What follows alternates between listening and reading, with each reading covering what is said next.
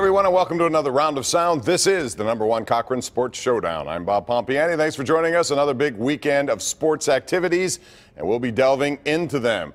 Included in the topics tonight, losing a game at Notre Dame, a game they played very well until the end. Also, we'll get into the Penguins. So it's early season malaise. They lose last night to Montreal. But the #1 topic tonight on the #1 Cochran Sports Showdown is the Pittsburgh Steelers and their win today. They get some 3-2-1 at the bye week and just a half game out of first place. And here's your panel left to right on your television screen. We have the PM team here in the late PM. Yeah. Andrew Fillipponi to the left and Chris Mueller in the middle. And to the right, back from Montreal, Jason Mackey, beat writer of the Pittsburgh Post-Gazette for the local hockey team. So let's get right into the football topic. Andrew, start with you. This game today was one of those games that Ben Roethlisberger produced a 44th fourth quarter comeback.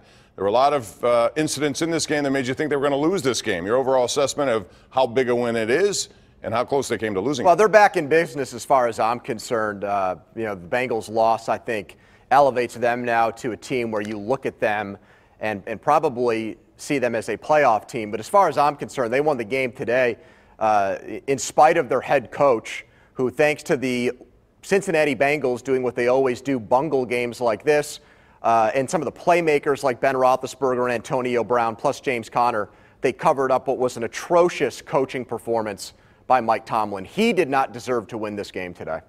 What's that website you send me to all the time, Andrew? Head coach rankings or whatever? Well, that's the one for air, yes. That's sure, the one okay. suitable for these airwaves. So, I mean, yeah, the thing that gets me about Mike Tomlin is he clearly is proud enough that he doesn't have, it seems, or if he has somebody, he should fire this person. Someone telling him, you should challenge this play. Nope, you shouldn't challenge this play. All right, here's what you got to do. Any person watching that first down or that non-first down by Switzer would have said, nope, don't even bother. That's an obvious play not to challenge, and yet he throws the flag. Anyone sees the James Conner finishing of that run and says, probably at least worth a look. I mean, you have the color commentator actually at Fouts saying, hey, this looks like a touchdown. If he can see it, and he can't see half the things going on in the field. Fouts test, yes. Yeah, if it passes the Fouts test, then it's probably something Mike Tomlin should challenge. I actually agree. He didn't have a very good game, but I agree with Boomer Esiason more than anybody else. We saw again today the Bengals are to the Steelers as the Steelers are to the Patriots. I know what you guys are saying. I certainly agree with it. I know in a hockey world we have some, Andy Saucier will look at things and make a snap judgment, and he's able to tell Mike Sullivan to challenge or not challenge. I mean, if whomever that is, I think that certainly needs some tweaks. But I want to take a bigger picture look at what this game sort of meant to me and what I thought I saw from the Steelers. I mean, I know we're going to get into the topic with Le'Veon Bell versus James Conner, but boy, does James Conner just look absolutely tremendous. It looks to me like they're getting Antonio Brown more involved in the passing game, the way the offensive line protected Ben. I saw a lot of good things, and to Andrew's point, they're right back in the thick of things at this point. They've used a lot of different weapons today. Tight end was targeted more than anybody, which I think is a good sign. Since you brought it up, let's get right into it. Because this week, at least we're led to believe that Le'Veon Bell will arrive. But he hasn't apparently said anything to anyone in the Steelers organization. So, Chris Mueller, when he does arrive, what should his role be? All right, I've softened my stance ever so slightly after today's game on this one, and that's my stance had been Le'Veon Bell basically gets the rock when he comes back. If and when he comes back, he's the guy. He still is the guy. He still is a force of nature that forces opposing teams, to game plan around his skills. James Conner has consistently opened my eyes now more and more, and everyone wondered, when are you going to get on board? Well, I've got to see it with a guy like Conner for multiple games. That's the whole reason I said Bell deserved to get his job right back, because he has a large, career sample size. With every passing game where Conner looks decisive and physical and knocks Sean Williams into another zip into Kentucky, I mean, I'm more and more sold, but I'd still give the ball to 26. He's still the most special How much, player. Chris? I mean, come on, put it. I'd go 50-50 the first game, and I still find carries for Conner, but by the time Le'Veon Bell is full go, it should be 80-20 him, 75-25, wow. Period. There's a reason that the dude, if he stays healthy, is going to get a ton of money, and that's because he is almost singular at his position. Yeah, it was three. It's the third 100-yard rushing game and another 2-touchdown game for Conner, and it could have been more if that play got overturned. So he is my running back. You know what, Bob? I said this. I believe it. It's not hyperbole or just being said for effect. Bell should play wide receiver. Seriously. I mean, this is, no, I'm serious. He's better than Switzer. Where's it? James Whoa, Washington. whoa, Switzer. James Washington does absolutely nothing. If he says he's a number 2 wide receiver. That's why he's worth, in his eyes, $17 million a year. But he's also a number 1 running back. He wants both. Not on this team. All right. Put your best 11 players on the field. Put him in the slot and have him play wide receiver. That's the way you best utilize your offensive personnel. He can be in the backfield occasionally, but right now that's Connor's job. We're also talking about a guy who's missed 6 games, who's missed all of training camp, who's missed a lot of things. Like, I don't want to take this guy and plop him down and say, here, you have to carry it 25 times a game. There's just no need.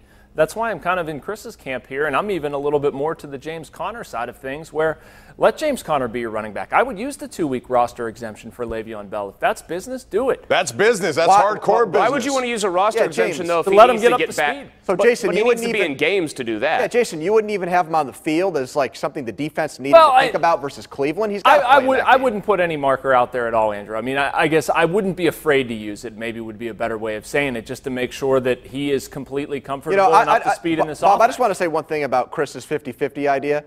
Mike Tomlin's never done it. So that's great to say it and on paper say, let's divvy it up. Half goes here, half goes there.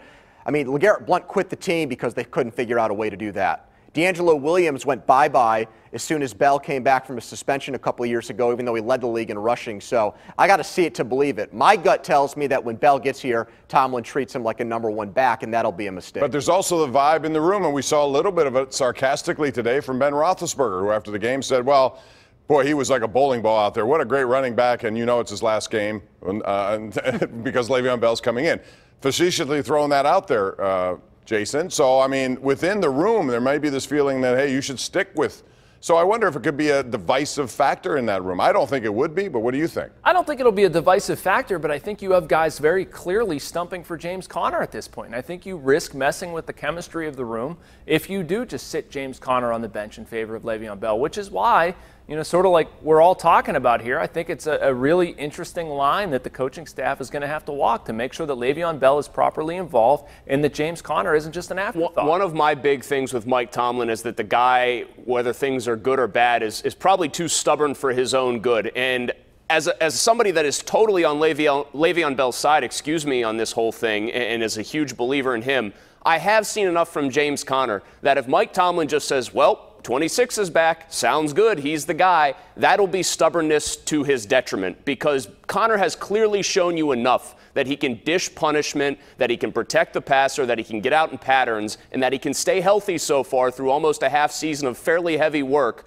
He's shown you enough that he deserves to be in there more than Tomlin would have previously done in the past. I think Ben is very coy and smart. There's a reason why he's getting this message out there. He has now gone to bat for Conner twice in the last week, first on his radio show and now again today. That tells me he wants the organization to hear what he's saying. So if and when, if Tomlin does just go right to Bell, Ben can fall back on, that's not what I wanted. You knew my opinion. You're playing the wrong guy. He knows how much pull he has, Bob. He's probably the reason why Todd Haley isn't here. Ben tends to get what he wants. So when Ben says, I believe in Conner, to me that means Conner's probably going to play. We have more coming up. We're going to take a break here. We'll get into the defense a little bit when we come back. But before we do that, you know, there are a lot of big games this week, but there's only one big event. You know where it's going on at #1 Cochran Toyota. You get big-time offers on all your favorite Toyota models, like $3,000 cash back on 2018 RAV4s and $1,000 back on 2018 Camrys. The big event also brings you really small lease payments.